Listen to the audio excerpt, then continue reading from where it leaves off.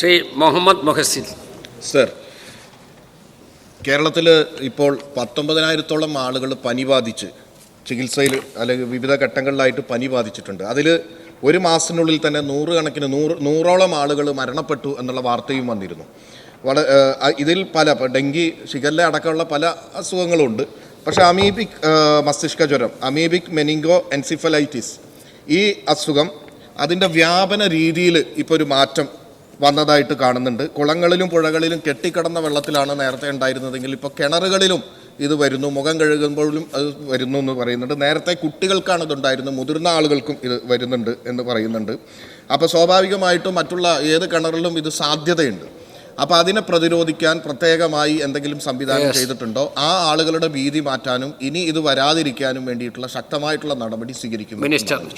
ഈ കിണറുകളിലും കുളങ്ങളിലുമൊക്കെ ബാക്ടീരിയയുടെ അംശം ഇപ്പോൾ കാണുന്നുണ്ട്. അതുകൊണ്ട് പരിശോധന കൂടുതൽ ശക്തമാക്കാനുള്ള നിർദ്ദേശം കൊടുത്തിട്ടുണ്ട്.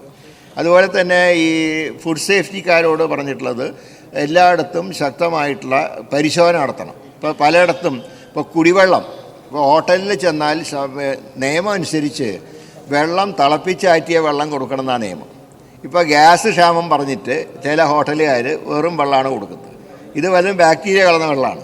ഇങ്ങനെയും രോഗങ്ങൾ പടരുന്നുണ്ട്. അപ്പോൾ ഇപ്പം ഗ്യാസ് ക്ഷാമം ഇല്ലെങ്കിലും പല ഹോട്ടലുകളും സാധാരണ വെള്ളം തന്നെയാണ് കൊടുക്കുന്നത്, തിളപ്പിച്ചാറ്റിയ വെള്ളമൊന്നും കൊടുക്കുന്നില്ല. ഇത് ശ്രദ്ധയിൽപ്പെടുന്ന ഹോട്ടലുകൾക്കെതിരെ, റെസ്റ്റോറൻറ്റുകൾക്കെതിരെ, അതുപോലെ തന്നെ വൃത്തിഹീനമായിട്ടുള്ള തട്ടുകടകൾക്കെതിരായിട്ടൊക്കെ ശക്തമായിട്ടുള്ള നിലപാട് സ്വീകരിക്കാൻ നിർദ്ദേശം കൊടുത്തിട്ടുണ്ട്.